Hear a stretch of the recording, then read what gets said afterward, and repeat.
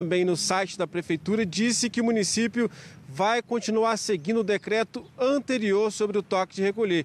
Aquele mesmo decreto que diz de restrição de medidas restritivas a partir de 10 da noite às 5 da manhã. Então não vai cumprir esse novo decreto anunciado pelo governador essas medidas restritivas anunciadas pelo governador Rui Costa, que agora ampliou o horário de 8 da noite às 5 da manhã.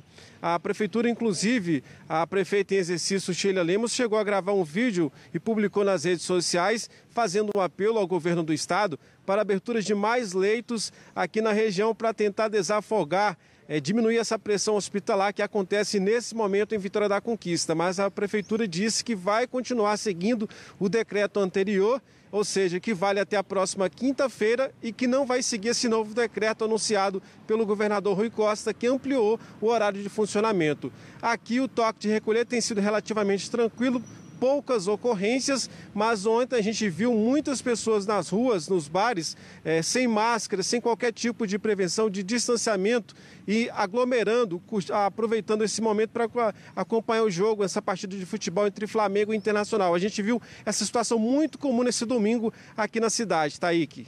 Obrigada. A Prefeitura de Vitória da Conquista, então, não vai seguir as novas medidas do decreto. Obrigada, Edson. Bom dia para você. Bom, bora saber, então, o que pensa disso o governador do estado, Rui Costa, com quem a gente conversa ao vivo aqui, mais uma vez, no Jornal da Manhã. Bom dia, governador. Bem-vindo. É sempre uma satisfação tê-lo conosco. Tudo bem?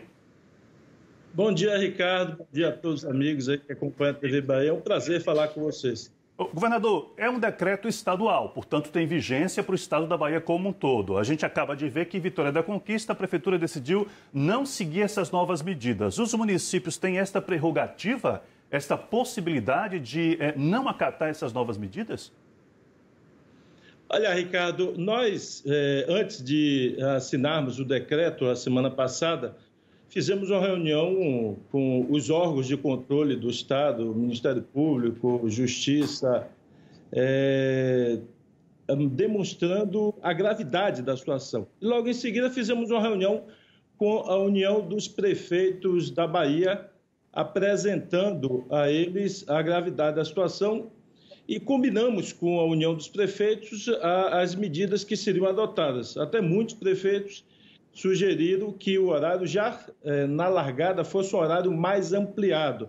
E nós dissemos, vamos começar com esse horário e se a situação se agravar, nós modificaremos o horário. E ontem, antes de adotar a nova medida, eu liguei para alguns prefeitos, liguei para o prefeito da capital, falei com o prefeito de Feira de Santana, prefeito de Miguel Calmon, prefeito de Santana, lá do Oeste, que representa a UPB, que o prefeito Eros está se recuperando de Covid, e também falei por telefone com a vice-prefeita Sheila, que está respondendo pelo município que o prefeito está se recuperando também de Covid, antes de editar o decreto.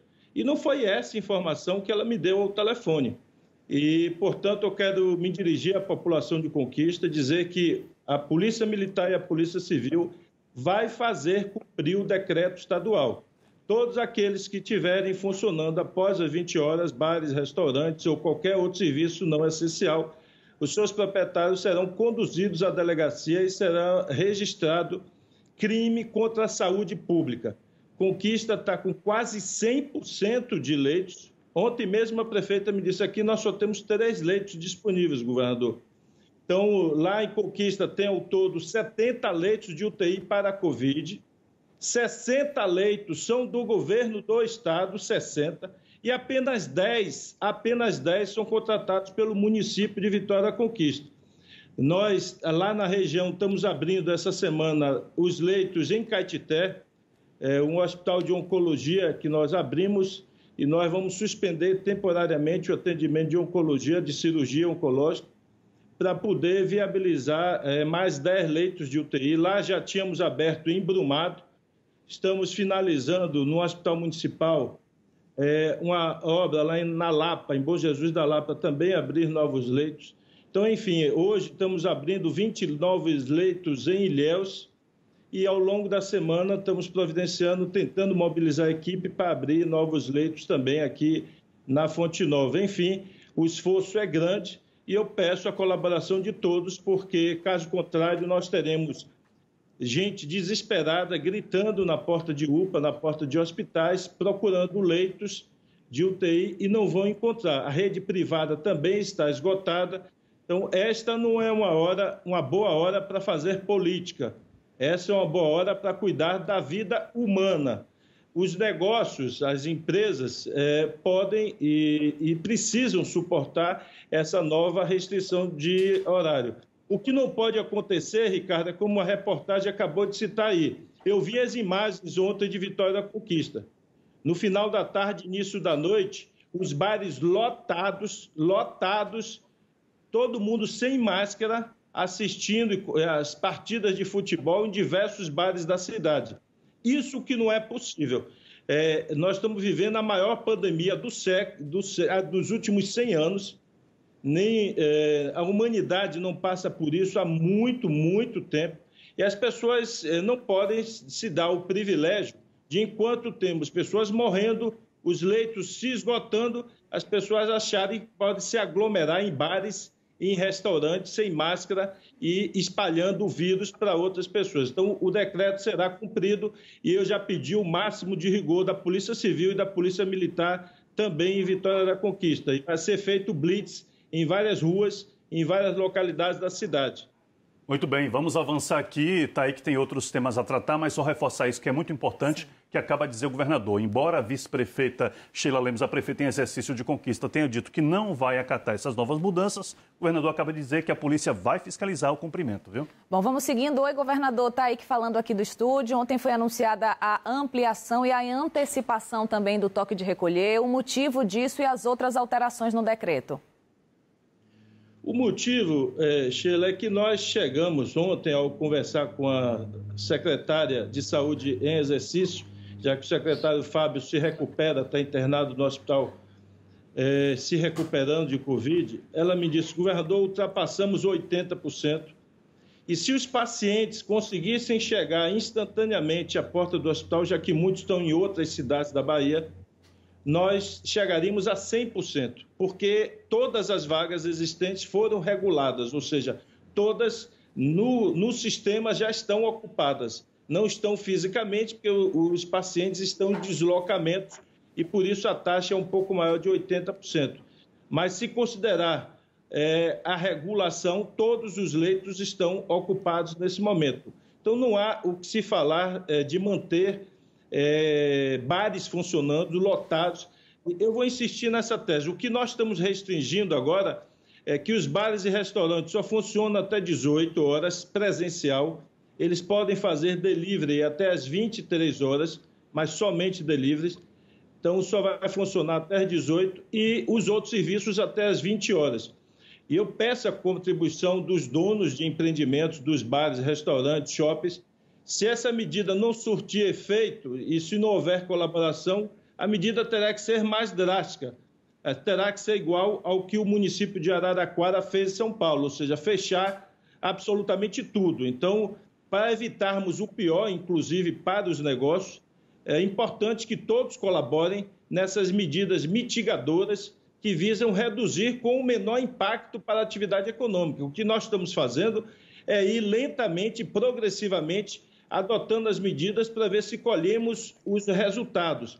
Então, a partir de 20 horas, a restrição, vamos dizer, a atividade comercial é reduzida, porque a partir desse horário a atividade econômica já é muito reduzida. O alcance maior dessa medida são para aqueles pontos que geram aglomeração, em geral, com consumo de bebidas alcoólicas, que são bares, restaurantes, barracas, aí nós estamos vendo as imagens sendo expostas.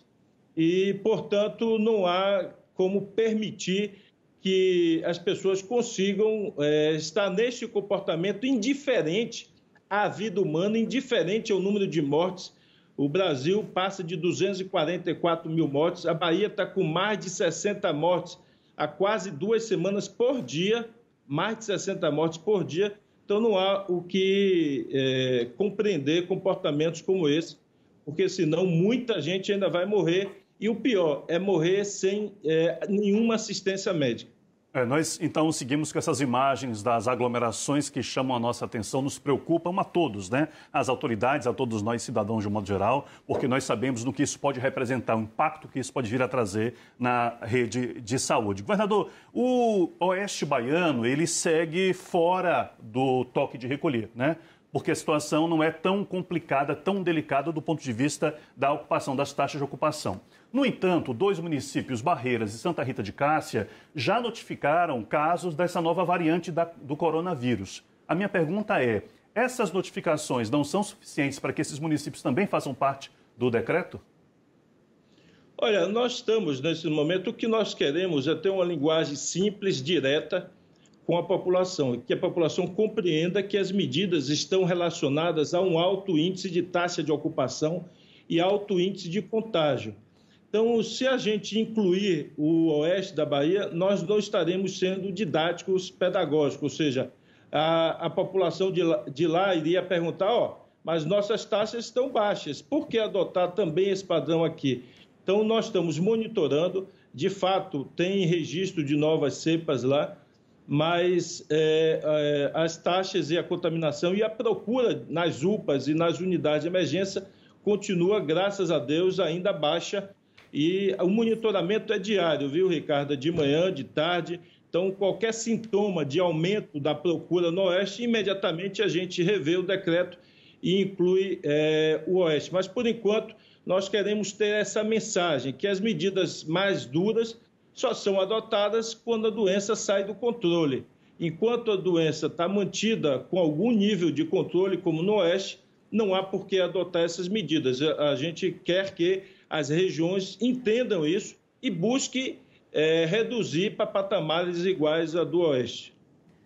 Governador, então o Oeste fica fora e lembrando que os municípios, né, ali da região de Irecê e Jacobina entram, então, a partir de agora nessas novas medidas. Bom, não temos como não conversar com o senhor e falar sobre vacinação. Nesse ritmo que vai a chegada das próximas doses, né, previstas para amanhã, como acabou de dizer agora há pouco o secretário municipal Léo Prates, vagaroso, lento, inclusive o próprio secretário estadual de saúde, Fábio Vilas Boas, fez uma estimativa que a gente demoraria 4 anos, em uma entrevista que ele deu ao Correio da Bahia, para vacinar todos os baianos. Como é que está a situação hoje da vacina aqui no estado? Olha, como o secretário Léo disse, infelizmente as vacinas chegam a conta-gotas. O ministro apresentou um planejamento, mas esse planejamento está com previsão de lotes de vacina, algumas que os laboratórios não garantem a quantidade e o prazo. Outras, sequer o Brasil tem contrato. Lá no cronograma tem a vacina indiana, tem a vacina russa, Sputnik, e que o Ministério ainda sequer tem contrato e a Anvisa sequer aprovou. E eu quero aqui aproveitar essa oportunidade para compartilhar com todos os baianos. Eu não consigo entender e eu quero chamar cada baiano e cada baiano à reflexão. O porquê desse comportamento da Anvisa. Qual o sentido que tem vacinas como a vacina Pfizer, como a vacina da Moderna, que já tem aprovação na Europa, já tem aprovação nos Estados Unidos, elas já estão sendo aplicadas largamente em todos os países europeus, já estão sendo aplicadas nos Estados Unidos. Por que a Anvisa, com má vontade, com burocracia, com falta de sensibilidade à vida humana, não aprova essas vacinas? Nós precisamos ter mais opções, um leque maior de vacinas.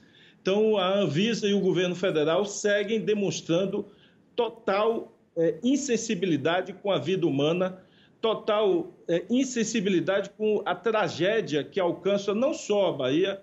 O Rio Grande do Sul está completamente lotado, os hospitais, eu vi a matéria, vi o governador falando, o Ceará, o Rio Grande do Norte, Piauí, o centro-oeste do Brasil. Então, a catástrofe se alastra pelo Brasil e a Anvisa e o governo federal ficam insensíveis e não tomam providências para que nós tenhamos lotes maiores de vacina.